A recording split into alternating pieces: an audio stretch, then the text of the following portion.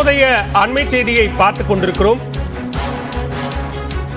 நடிகர் கார்த்திக் குமார் குறித்து அவதூறு கருத்துக்களை தெரிவிக்க பாடகி சுசித்ராவிற்கு சென்னை உயர்நீதிமன்றம் இடைக்கால தடை விதித்திருக்கிறது. இது தொடர்பான கூடுதல் விவரங்களோடு இணைகிறார் இந்த நீதிமன்ற செய்தியாளர் மதன். விவரங்களை பதிவு செய்யலாம். பல நடிகர் கார்த்திக் குமாருக்கும் பாடகி சுசித்ராவுக்கும் திருமணமான பிறகு கருத்து வேறுபாடு காரணமாக கடந்த 2018ஆம் ஆண்டு முதல் பிரிந்து விட்டார்கள். அதன் பிறகு சமீபத்தில் ஒரு செய்தி சேனலுக்கு சுசித்ரா பேட்டி அளிக்கும் போது அவருடைய முன்னாள் கணவர் கார்த்திக் குமார் மற்றும் சக நடிகர் நடிகை குறித்து பல்வேறு கருத்துக்களை தெரிவித்திருந்தார். அது மிகப்பெரிய சர்ச்சையாகவும் ஏற்படுத்தியிருந்தது. எனவே பாடகி சுசித்ராவின் இந்த பேட்டி தன்னுடைய நற்பெயருக்கும் தன்னுடைய குடும்பத்தின் நற்பெயருக்கும் களங்கம் விளைவிப்பதாக இருப்பதால் தனக்கு 1,00,00,000 ரூபாய் மான நஷ்டீடு வழங்க உத்தரவு கேட்டு சென்னை உயர்நீதிமன்றத்தில் நடிகர் கார்த்திக் குமார் ஒரு மனு தாக்கல் செய்திருந்தார்.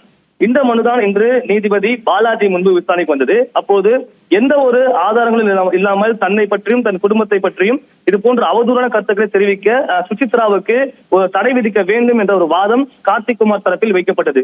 இந்த ஒரு வாதத்தை ஏற்றுக்கொண்ட நீதிபதி கார்த்திக் குமார் குறித்து மேற்கொண்டு இது போன்ற கருத்துக்களை தெரிவிக்க சுசித்ராவுக்கு இடைக்கால தடை விதித்து நீதிபதி உத்தரவிட்டார். அதே போல இந்த மனு தொடர்பாக சுசித்ரா வரும் ஜூலை 1ஆம் தேதிக்குள் பதில் மனு தாக்கல் செய்ய வேண்டும் என்றும் தற்போது நீதிபதி உத்தரவு பிறப்பித்துள்ளார். பாலா, நன்றி மதன், விரிவான விவரங்களை பதிவு செய்தமைக்கு.